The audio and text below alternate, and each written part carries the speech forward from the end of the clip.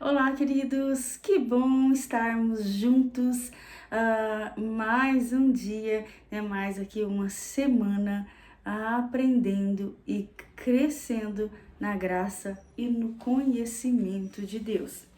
Hoje eu quero começar essa videoaula com você citando João capítulo 15, versículo 5, que diz: sem mim nada podeis fazer. Aqui é Jesus aconselhando, dando orientações para os seus discípulos e, consequentemente, para nós, dizendo assim: olha, sem mim nada podeis fazer. Então, nós falamos um pouco sobre isso, na aula anterior, que o obreiro capacitado, o obreiro que se empenha a agir no nome e através de Jesus Cristo, ali, tendo Jesus como a sua maior referência de um obreiro que foi aprovado, que é aprovado para Deus, para o Pai e também para nós. Portanto, Jesus, ele é a maior referência que houve aqui na Terra até nos dias atuais, e eu creio que assim vai continuar sendo. Então, queridos, Deus, ele está levantando obreiros maduros, preparados, não apenas para ocupar funções. Deus está levantando obreiros maduros, preparados, não apenas para ocupar funções. Lembra que eu sempre digo isso para vocês? Se for só para vocês estarem aqui carregando, um nome de obreiros e diáconos, ou vestindo ali uma roupa adequada, mostrando diaconato, se for só para isso, para ocupar uma função, não vale a pena, não valerá a pena, porque ser obreiro não é simplesmente ocupar uma função, mas para formar vidas. Deus está levantando obreiros não só para ocupar uma função, mas para formar vidas. Obreiros não são apenas ajudantes de culto. Obreiros não são apenas ajudantes de culto, mas fundamentos vivos de uma geração santa. Então, os obreiros, eles carregam ali fundamentos vivos de uma geração santa, santificada, separada, que vive para o Senhor. O mundo precisa de ministros relevantes. Deus precisa de obreiros irrepreensíveis. Vou repetir: o mundo precisa de ministros relevantes. Lembra, o mundo quer um ministro grande, mas Deus não. Deus quer um obreiro irrepreensível, um obreiro um grande obreiro, que está ligado, que está conectado, que está enxertado, que carrega a porção verdadeira. Porque, queridos, nós que somos obreiros, nós precisamos todos os dias buscar a santificação para que sejamos irrepreensíveis. E é a Bíblia que diz: quantas vezes eu vejo muitas pessoas se apegando assim: eu não sou perfeito, fulana não é perfeita, só Jesus foi perfeito. Mas a Bíblia nos ensina a buscar a perfeição. Por quê? Porque se nós nos contentarmos com a nossa humanidade, com as fraquezas da nossa carne, nós vamos simplesmente dobrar ali, os nossos braços, cruzar os nossos braços e nos conformar com esse mundo que diz que, santinho, santo do pau oco, você também, tem pecado. E aí nós vamos falar: não, a vida é assim mesmo. Não precisamos nos santificar. Não, mas quando nós entendemos que Deus nos chama para sermos obreiros irrepreensíveis, a Bíblia fala sede perfeitos, assim como eu sou perfeito. Então nós estamos a cada dia mais sendo ajustados, alinhados, afiados para alcançarmos essa perfeição que só encontramos em Cristo Jesus. Ele mesmo disse em João 15,5: sem mim nada podeis fazer. Então, que você possa ser, queridos, esse obreiro irrepreensível que Deus está buscando. E aqui, mais uma vez, quem fala com você é a pastora Sônia Lopes, formada pela Harvard Bible College and Ministries. Eu sou bacharel em teologia, com muita graça do Senhor, com muita misericórdia do Senhor derramado sobre a minha vida, eu pude aí alcançar esse mérito. E eu estou aqui, quando eu estou gravando essa aula para você, é para te influenciar a buscar mais conhecimento, o conhecimento de Deus. Isaías, não me lembro agora o capítulo, diz: venham e arrazoais, ou alegrais, buscai conhecer o Senhor. Então a Bíblia, ela vai nos instruir de Gênesis a Apocalipse a restaurar a comunhão com Deus, a trazer de volta para nossa essência a intimidade completa de saber verdadeiramente quem é Deus, ter o conhecimento de Deus. Salmo também 27 fala sobre Davi, que Davi ele ansiava no seu coração ir à casa do Senhor.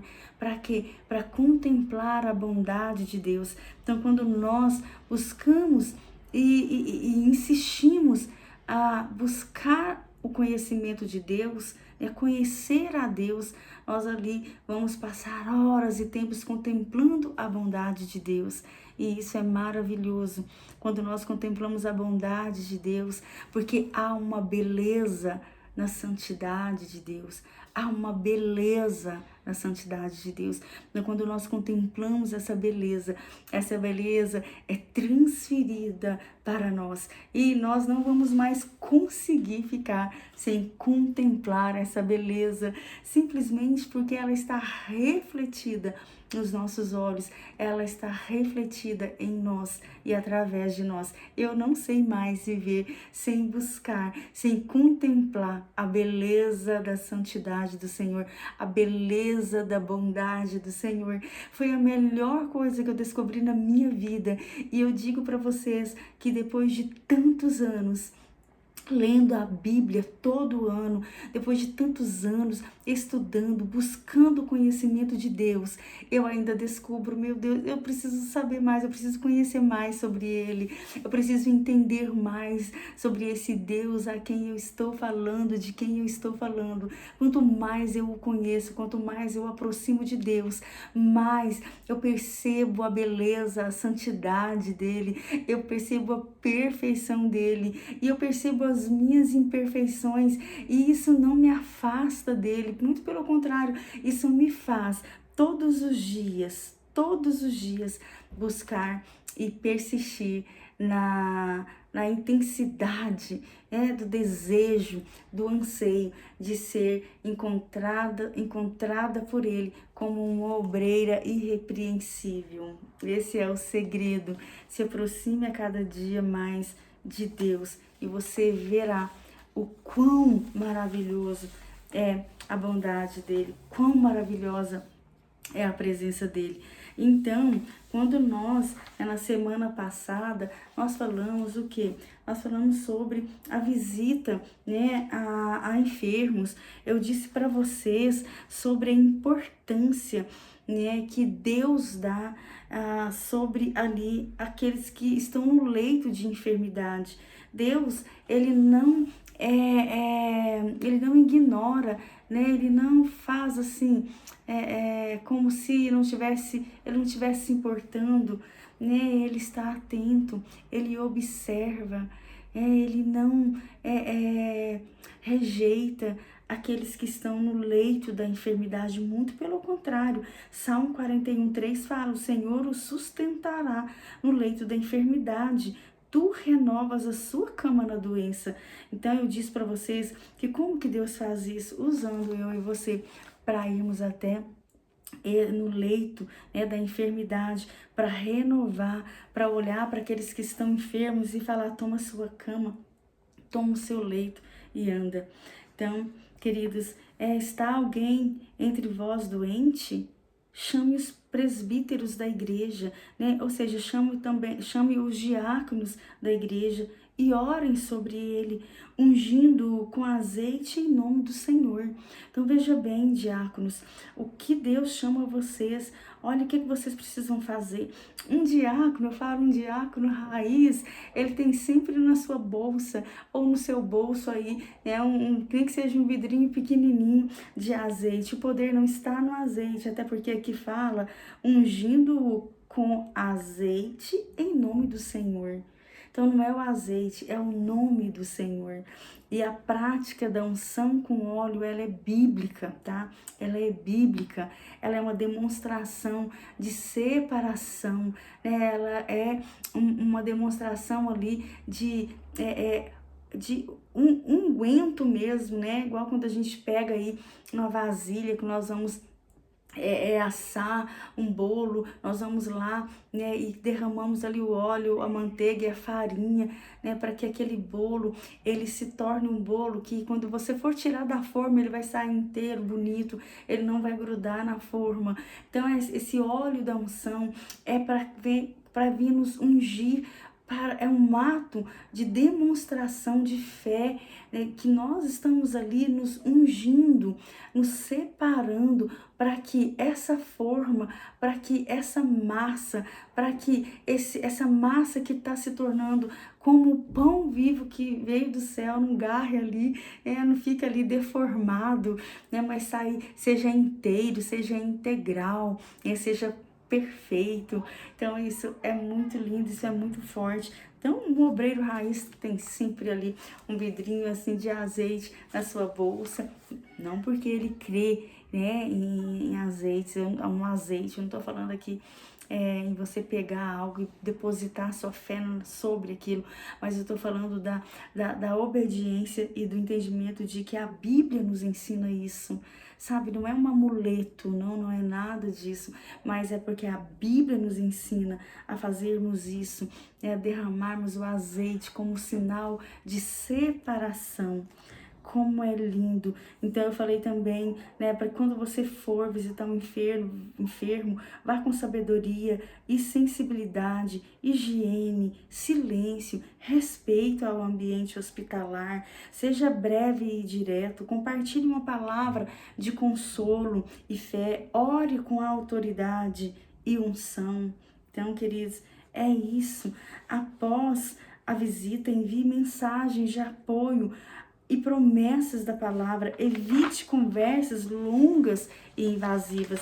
Então, hoje, nós vamos continuar aqui falando sobre as aplicações práticas e hoje nós vamos falar um pouco sobre a visita a enlutados. Pastora, Sônia, como que funciona a visita a enlutados, a pessoas que estão passando por um luto? Você sabia que até para isso você precisa ter discernimento, você precisa ter ética para fazer isso.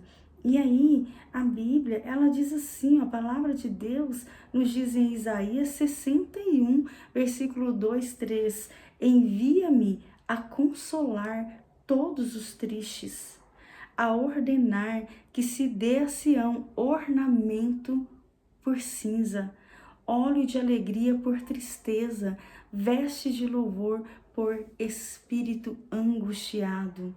Uau, muito forte, porque, queridos, olha só para que Deus está te chamando, sabe? Envia-me a consolar todos os tristes, que Isaías 61, aqui no Antigo Testamento, Isaías menciona algo sobre o que Jesus mais adiante no Novo Testamento, ele estaria lendo ali na sinagoga, porque o Espírito do Senhor está sobre mim e ele me ungiu para pregoar as boas novas, E aqui no 2 e 3 ele fala para que ele te ungiu, para que ele te separou como um diácono, para enviar consolo todos os tristes. Você é aquele que foi chamado, é aquela que foi chamada para consolar todos os tristes, a ordenar que se dê a Sião ornamento por cinza. Ao invés ali, né, Sião, quando estava em luto, o que eles pegavam? Eles pegavam cinza, né? E jogavam a cinza sobre si, sabe? Se prostravam diante de cinzas. Ali era um sinal de muita tristeza, de muita tristeza. E aqui está falando, olha, você foi chamado a ordenar Sião, né? Pessoas que estão ali passando por um luto, estão vivendo esse momento de cinza, mas você foi chamado para derramar óleo de alegria por tristeza. Você foi para tirar as vestes de espírito angustiado e colocar vestes de louvor sobre as pessoas a qual Deus vai colocar no seu caminho. Oh, aleluia, glória a Deus, glória a Deus. Jesus chorou, eu disse sobre também esse versículo com vocês, em João 11:35, o menor versículo da Bíblia, e aqui está: perto está o Senhor dos que têm o coração quebrantado e salva os contritos de espírito. Salmos 34:18. Perto está o Senhor de quem? Dos que têm o coração quebrantado. E ele faz o quê? Ele salva os contritos de espírito. Salmo 34:18. Davi tinha consciência disso, porque ele fala assim, né? Senhor, dá-me um coração puro, um espírito inabalável. Dê um coração quebrantado e não retire de mim o seu espírito. Ele sabia disso. E tem até um louvor que fala sobre isso, sobre esse Deus, ele colocar esse espírito inabalável sobre nós, queridos. E quais que são as orientações que eu quero passar para vocês aqui quando vocês forem visitar um enlutado, quando vocês forem ali num velório, sabe? O que vocês precisam entender? Chegue com reverência e humildade. Sua presença pode consolar mais do que palavras, só de você estar ali, sabe? Você não precisa chegar lá e ficar falando no ouvido do enlutado, de quem está ali passando por um luto. Não, só a sua presença. Se for possível, fica ali em silêncio do lado daquela pessoa, né? Ouça mais do que fale. O silêncio pode ser uma linguagem curadora, você sabia? Nós ficamos totalmente, né? Nós ficamos incomodados perante o silêncio. Não, tenta ficar em silêncio quando você estiver perto de alguém. Tenta ficar em silêncio, você fica super incomodado. Você logo tá pensando, meu Deus, o que eu falo, né? Que assunto que eu vou ter aqui? Mas não, o silêncio pode ser uma linguagem curadora. Evite frases como, foi vontade de Deus. Evite isso. Meu Deus, é o que eu mais vejo no momento de luto, é isso. Não é por maldade, né? Quem sabe você já fez isso. Você estava realmente querendo ali consolar aquela pessoa. Mas evite falar que foi a vontade de Deus. Ou você precisa ser forte. Não diga isso, você precisa ser forte, tá? Ofereça apoio contínuo, ligue depois de alguns dias, envie versículos de consolo. Você pode, por exemplo, eu quero citar aqui uma fala apropriada para você, falar para essa pessoa, olha, eu não tenho palavras suficientes para aliviar sua dor, mas quero estar aqui com você. O Senhor também chora conosco, como Ele fez com Marta e Maria. Ele se importa e sua presença é real, mesmo agora. Posso orar com você e pedir ao Espírito Santo que te console profundamente? Tá vendo? Esse é um modelo de como você deve agir perante uma pessoa que está enlutada. Olha só, você pode ouvir isso aqui várias vezes, e aprender, treinar isso aqui. Daqui você vai tirar coisas semelhantes também. E eu me lembro, sabe, queridos, que quando meu pai faleceu, ali no velório tinha muita gente, e realmente o que mais nós ouvimos foi a vontade de Deus, né? Você precisa ser forte. Não, nós não precisamos ser fortes no momento de luto, de profunda dor, né? Ainda mais quando é um ente querido muito próximo, a morte de um filho, de um pai, de uma mãe, de um cônjuge, né? A pessoa ali, ela não precisa ser forte, ela só precisa confiar, né? Ela pode chorar, sim, ela pode sentir, né? A dor dela é real, mas aí depois vem, né, aqui o consolo, aquilo que você pode entrar para com essa pessoa que eu disse para você aqui, né? Você pode depois ouvir novamente, é o melhor a se fazer.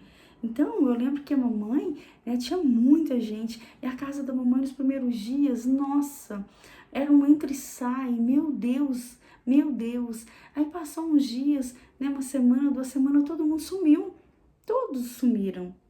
E não é assim, porque os primeiros dias a pessoa precisa ficar ali no momento dela, né, passando pelo processo do luto, que são 5 passos aí, né, prioritários do luto, que primeiramente, né, a pessoa ela não aceita, é ali, não, eu não quero, eu não acredito, eu não aceito, é a não aceitação. Segundo, ela é a barganha, né? Ah, mas por quê? Ah, mas e se? Mas e se? Bem, se a barganha. Depois vem aquele momento depressivo, né? De depressão. Depois vem ali aquela transição da depressão para ficar ali entre a não aceitação, o choque, aí é uma mistura de emoções, a barganha, e ela entra logo no quarto, naquele momento de depressão, de tristeza mesmo profunda. É aqui que vai ser estabelecido uma transição da aceitação e agora ela consegue prosseguir com a sua vida. Se não for assim, né, o luto dura de 1 semana, 7 dias, no máximo 2 anos. Se passar disso, a pessoa precisa de aí uma ajuda terapêutica, né, de um acompanhamento mais profundo.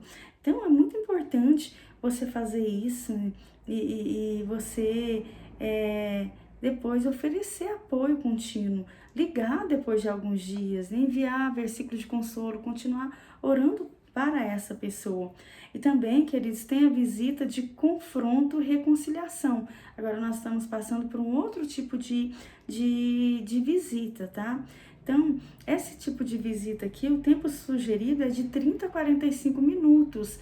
E visitar enlutados também é mais ou menos isso, tá? 30, no máximo 45 minutos. E a visita de confronto e reconciliação, eu quero compartilhar com vocês Mateus capítulo 5, versículo 24, que diz: deixa ali diante do altar a tua oferta e vai reconciliar-te primeiro com teu irmão. Mateus 5, 24. Se for possível, quanto estiver em vós, tende paz com todos os homens. Romanos capítulo 12, versículo 18. Pregues a palavra, instes, ou seja, esteja pronto a tempo e fora de tempo, redarguas, repreendas, exortes com toda a longanimidade e doutrina, 2 Timóteo 4:2. Quando você estiver assistindo essa aula aqui, você pode estar com sua Bíblia, você pode parar o vídeo, pegar e ler aí a sua palavra, tá bom? Não fica só com as minhas palavras, não. Você tem todo o direito de pensar, de ir lá, de conferir, tá bom, queridos? Então, quando você for visitar, ali para confrontar alguém, para levar essa pessoa para uma reconciliação, por exemplo, você sabe que alguém está ali presos em cadeias por causa da falta de perdão, né? Uma pessoa que tá ali com muita mágoas, com muito rancor. Então, você vai para confrontar essa pessoa, para ela se reconciliar, para ela liberar perdão. Então, você precisa entender algumas orientações agora aqui. Porque a primeira coisa que você precisa entender, mesmo que você está indo para confrontar, para exortar aquela pessoa, né, para repreender aquela pessoa, mas você vai fazer isso com toda longanimidade e doutrina. Você vai com amor. Vá com amor, não para humilhar, mas para restaurar aquela pessoa. Comece reconhecendo o valor da pessoa. A primeira coisa, você não pode chegar lá falando, olha, se você não perdoar, você vai para o inferno. Olha, você não vai, se você ficar aí guardando um rancor e mágoa, você vai acabar aí, né, cancerígeno, vai morrer com câncer.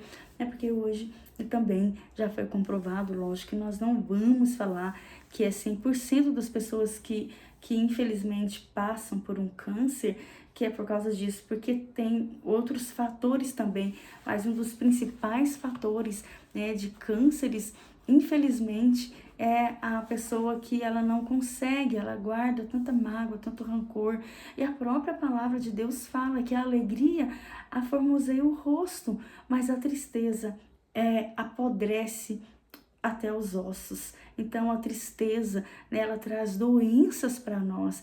A tristeza, ela traz dores para você. Ela te aprisiona. Você quer ver alguém viver triste e amargurado? É alguém que foi ferido. Sabe? Você não precisa desfazer e falar, olha, isso aí não é nada. Não. Não por menor que seja, né, a causa daquela pessoa estar se sentindo ferida, estar se sentindo ofendida, para ela não foi uma coisa pequena. Você não pode ir lá e falar para ela assim, não, que é isso, tá tudo bem, você está exagerando, né? Você não pode subestimar a dor e aquilo que aquela pessoa está vivendo. Você não pode fazer isso, jamais faça isso.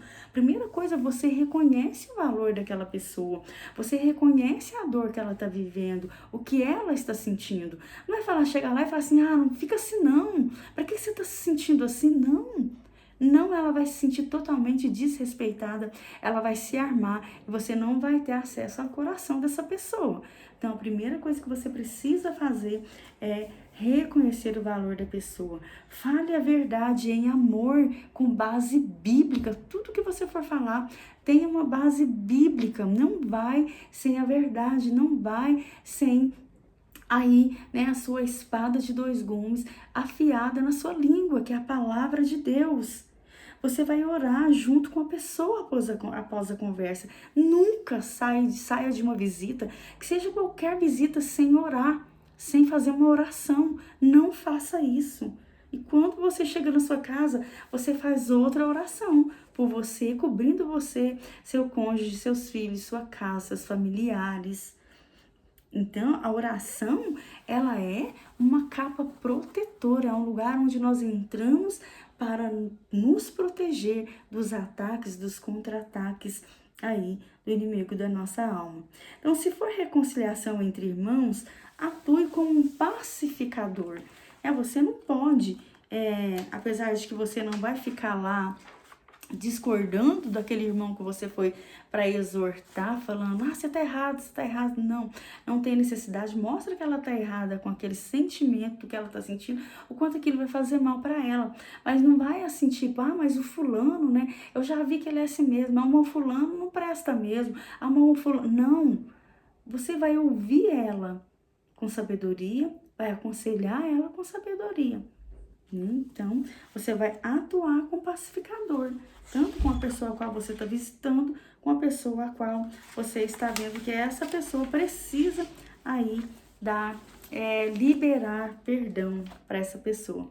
A Bíblia fala sobre a raiz de amargura, para nós termos cuidado com a raiz de amargura, porque a raiz de amargura, ela nos faz infrutíferos, ela nos impede a frutificar. Nós nos tornaremos pessoas amargas. Lembra de Noemi? Noemi, ela perde seu marido, perde seus filhos e ela mesmo se batiza com o nome Mara, porque ela fala, não, meu nome não é mais Noemi, não me chame mais Noemi, o meu nome é Mara, porque eu estou muito amargurada, estou amargurada de coração. Então isso traz escassez de todas as formas da nossa vida. A amargura nos traz cegueira espiritual. A amargura nos impede de sentir e ver a doçura em Jesus. A raiz de amargura nos impede de avançar e servir com exatidão, com excelência, com amor. Porque, queridos, numa fonte não pode sair água doce e amarga, é impossível, impossível. Tiago 4 diz, é impossível sair duas fontes, duas águas da mesma fonte, água doce e água amarga, ou você vai ser uma Mara amargurada, né? Ou você vai ser uma Noemi, né? Uma Maria agraciada, é doce, porque Jesus é doce, Jesus é suave, é a palavra de Deus. A própria palavra de Deus diz que a palavra de Deus, né, que quando nós temos uma língua, uma boca abençoadora, é como se tivesse favos de mel debaixo da nossa língua. Então, que você possa pensar sobre isso. Qualquer dúvida que você estiver, você pode me perguntar que eu vou te responder. Pai, em nome de Jesus, eu quero orar, Pai, por esses obreiros, por esses diáconos, Pai, presbíteros, Pai, por esses filhos e filhas do Senhor que estão se empenhando, Pai, a crescer na Tua presença, que entenderam, Pai, que eles foram chamados, Deus, para cumprir, Papai querido, com Deus, uma missão, Deus, Deus, eles foram comissionados, Deus, para ir, para pregar, para ensinar, para batizar, em nome do Pai, do Filho e do Espírito Santo de Deus. E a tua promessa é que o Senhor estará com eles até a consumação dos séculos dos séculos. Amém. Deus te abençoe. Na próxima aula, nós vamos falar sobre a visita de discipulado, tá?